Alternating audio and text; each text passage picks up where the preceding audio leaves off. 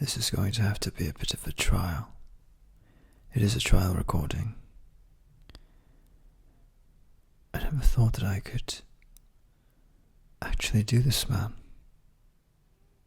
To do his voice, or especially the voice. Because we just don't have the same voice. So, take this as a sort of sample trial attempt recording. Tell me if this works.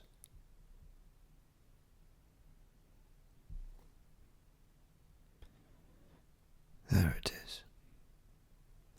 There's the look. I've seen him for 17 years on face after face. You all despise me. Kingslayer, oath breaker, a man without honor. You've heard of wildfire? Of course. The Mad King was obsessed with it. He loved to watch people burn the way their skin blackened and blistered and melted off their bones. He burned lords he didn't like. He burned hands who disobeyed him. He burned anyone who was against him. Before long, half the country was against him. Aerys saw traitors everywhere, so he had his pyromancer place caches of wildfire all over the city, beneath the Sept of Baelor and the slums of Fleabottom, under houses, stables, taverns, even beneath the Red Keep itself. Finally, the day of reckoning came. Robert Baratheon marched on the capital after his victory at the Trident, but my father arrived first with the whole Lannister army at his back, promising to defend the city against the rebels. I knew my father better than that. He's never been one to pick the losing side. I told the Mad King as much. I urged him to surrender peacefully. But the king didn't listen to me. He didn't listen to Varys, who tried to warn him. But he did listen to Grand Maester Pycelle, that grey-sunken cunt. You can trust the Lannisters, he said. The Lannisters have always been true friends of the crown. So we opened the gates and my father sacked the city. Once again, I came to the king, begging him to surrender. He told me to bring him my father's head. Then he turned to his pyromancer. Burn them all, he said. Burn them in their homes. Burn them in their beds. Tell me, if your precious Renly commanded you to kill your own father and stand by while thousands of men, women and children burnt alive, would you have done it? Would you have kept your oath then?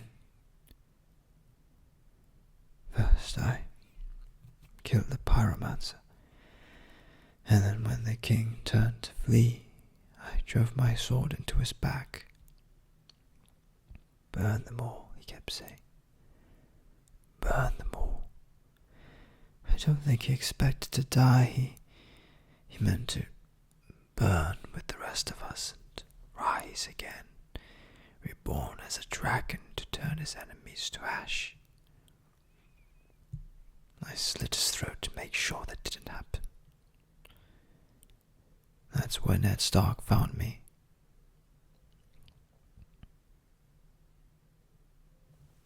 If this is true, why didn't you tell anyone? Why didn't you tell Lord Stark? Stark? You think the Honourable Ned Stark wanted to hear my side? He judged me guilty the moment he set eyes on me. By what right does the wolf judge the lion?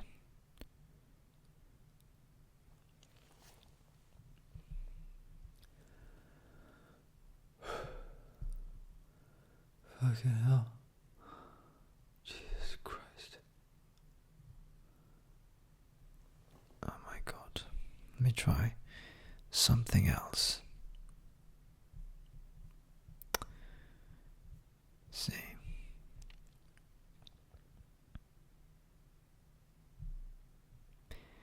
You have better instincts than anyone else in the Lannister army.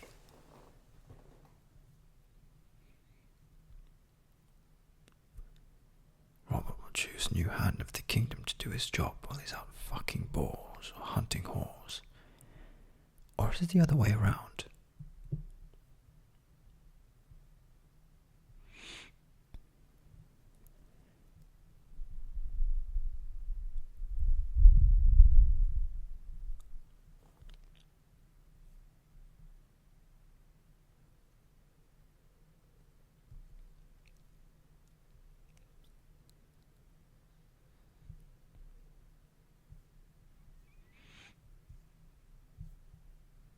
Trying to find something else to read for God's sake, but I can't keep doing this. This really, really hurts my voice. My fucking throat is fucking sore. It hurts. Do you understand? Oh my god. The pain that I go through for you guys. All for you. All for you. Poor Ned Stark. Brave man, terrible judgment. Attacking him was stupid.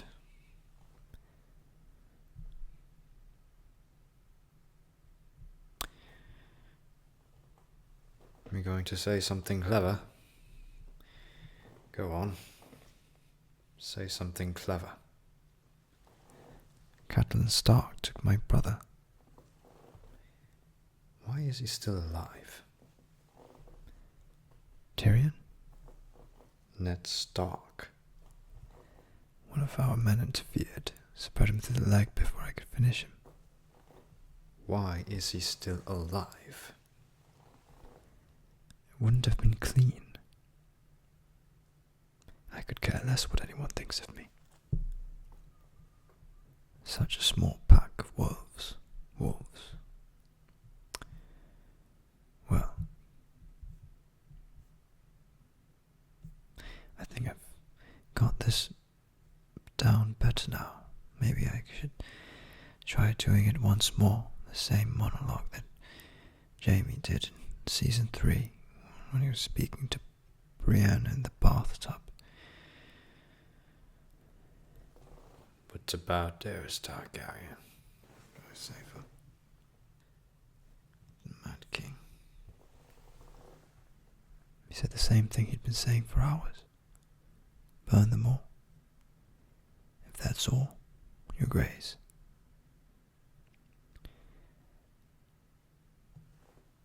And some armor. There's not a scratch on it. I know. People have been swinging at me for years and they always seem to miss. I have a knack for it. It must be strange for you, coming into this room. I was standing right here when it happened. He was very brave, your brother, your father too. They didn't deserve to die like that. Nobody deserves to die like that.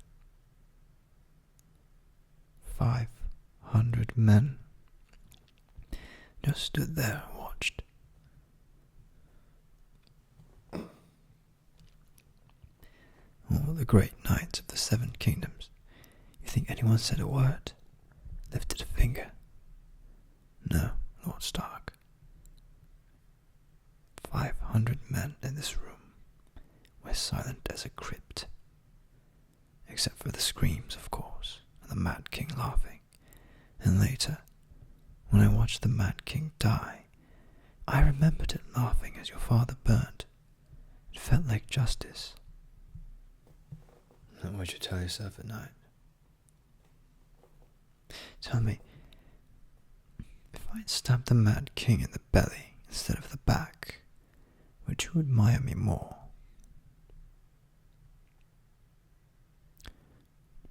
I think we can outfox a 10-year-old. I'll go to war with him if I have to. They can write a ballad about us, the war for Cersei's cunt. Let me go. Never. The boy won't talk, and if he does, I'll kill him. Ned Stark, the king, the whole bloody lot of them, until you and I are the only people left in this world. I got his head off, so no. Have we ever heard Jaime Lannister burp? There it is. There's the look. I've seen it for 17 years on Facer. Fuck this. I can't do this anymore. Fuck. Oh, Jesus. Fucking hell. Oh, fuck. Alright, this is the ASMR Genie. Once again, doing a Game of Thrones ASMR. It's Jaime Lannister. Or at least an attempt. Brienne of Tarth. ASMR Genie.